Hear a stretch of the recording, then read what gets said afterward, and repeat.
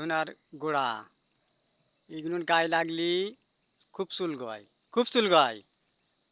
দেখেন, যশোরের থেকে পুলতাডাঙ্গায় গ্রাম,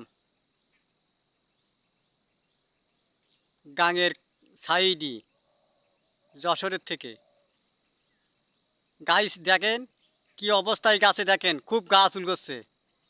আমাদের লোকজনের খুব গাছ চুলকচ্ছে, এখানে লোকজন কাজ করতে পারছে না, খুব চুলকচ্ছে।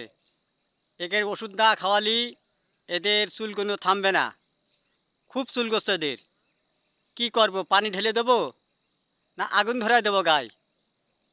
কি করব ভাবতে পারছি না। দেখেন কি অবস্থা, ওরা না দেখে বনের ভিতরে গিয়েছিল, তাই ওদের গায়ে লেগেছে, ওদের গা খুব চুলকচ্ছে, খুব চুলকচ্ছে ওদের গা, ওরা দাঁড়াতেই পারছে না।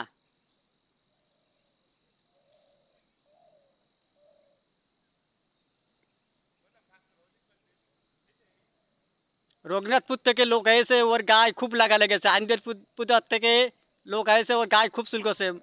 মোহাম্মদ আসলাম, মোহাম্মদ শুকুর হোসেন, এদের খুব চুলকচ্ছে।